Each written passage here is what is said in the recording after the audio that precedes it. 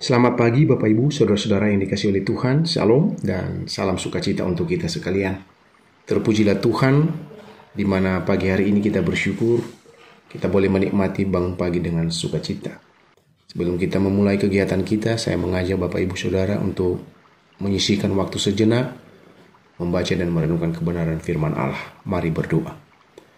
Kami bersyukur kepadamu Tuhan Yesus atas kasih-Mu bagi kami. Kami boleh ada sebagaimana adanya saat pagi ini semua karena kemurahan-Mu.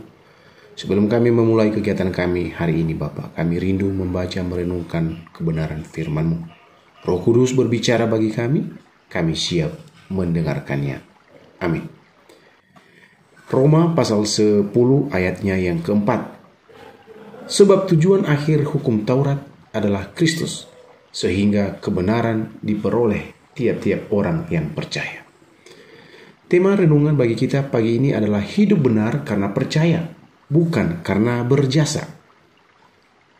Saudara-saudara, banyak orang mengira bahwa keselamatan dan kebenaran di hadapan Tuhan harus diperoleh melalui usaha dan melalui perbuatan baik. Kita berpikir bahwa semakin taat kita pada aturan atau ajaran agama, semakin besar kemungkinan kita diterima oleh Allah. Tetapi Alkitab menunjukkan sesuatu hal yang jauh lebih indah, di mana kita dibenarkan bukan karena jasa, bukan karena perbuatan baik, melainkan karena percaya.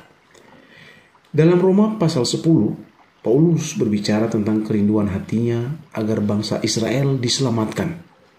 Mereka begitu bersemangat menjalankan hukum Taurat, tetapi menolak percaya kepada Kristus. Mereka ingin mendapatkan kebenaran dengan cara mereka sendiri, melalui usaha manusia. Padahal Allah telah menyediakan jalan keselamatan melalui iman kepada Yesus Kristus. Terkhusus di Roma pasal 10 ayat 4 menyatakan bahwa sebab tujuan akhir hukum Taurat adalah Kristus.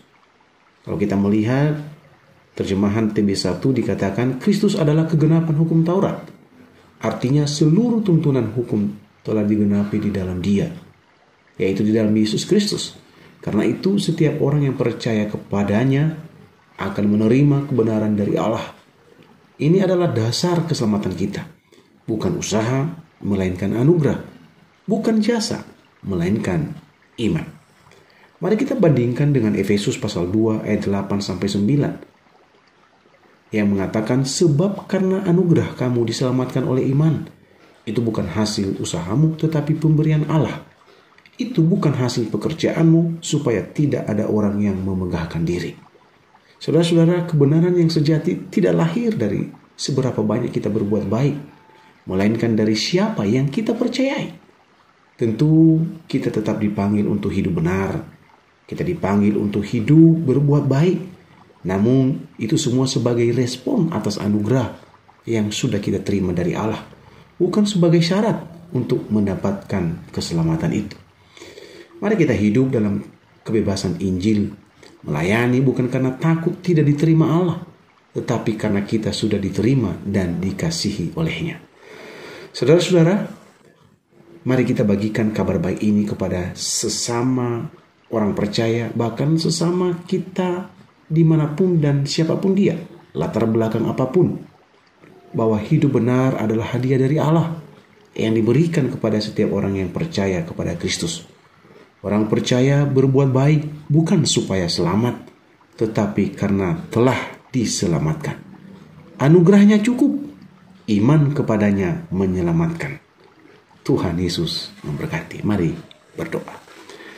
Kami bersyukur kepadamu Tuhan atas firman-Mu yang sudah kami baca dan renungkan.